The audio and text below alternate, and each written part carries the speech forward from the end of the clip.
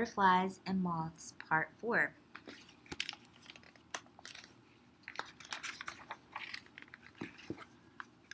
These next 2 pages tell you about the person who took the photographs for the book and contributed to the book.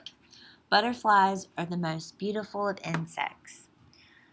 The thrill of seeing one never fades. While working on this book, I was amazed by the vivid blue of the morpho butterflies flying along rainforest trails. Another time, I hung from ropes high in the canopy while butterflies danced all around me.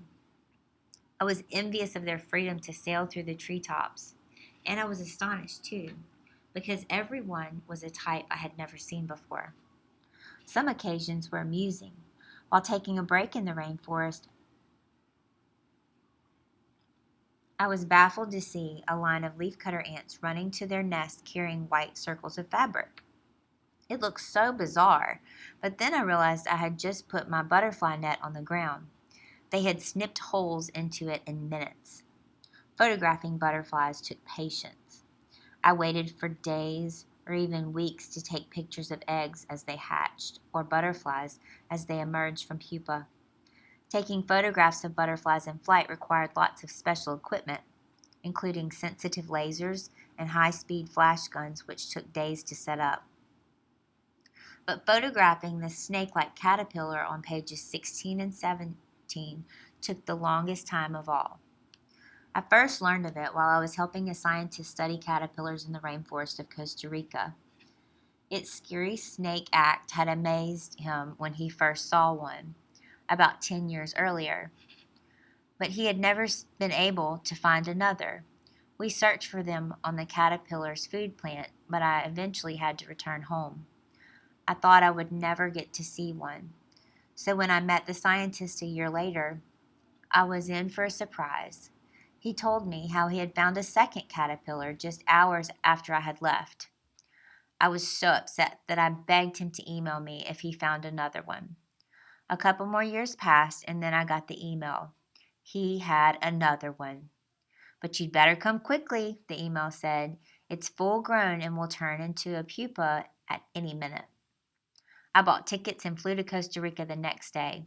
I jumped into a taxi at the airport for a 60-mile ride at a breaking-neck speed through the mountains and down to the rainforest. Then I stumbled along the trail to camp well after dark, kicking myself for having forgotten my flashlight in the rush and hoping not to tread on a poisonous snake. I was up at sunrise the next morning, and you can imagine how relieved I was to discover that the caterpillar had not turned into a pupa. After waiting for years, all that remained was for me to take my photographs. I was so happy.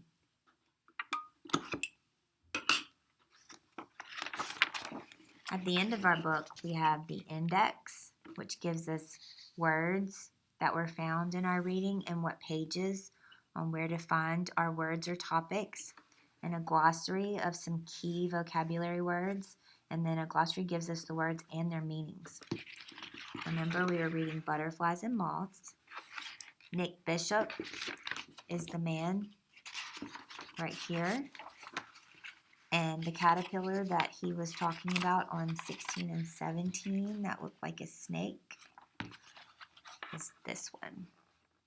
So cool. All right, you guys, have a good day.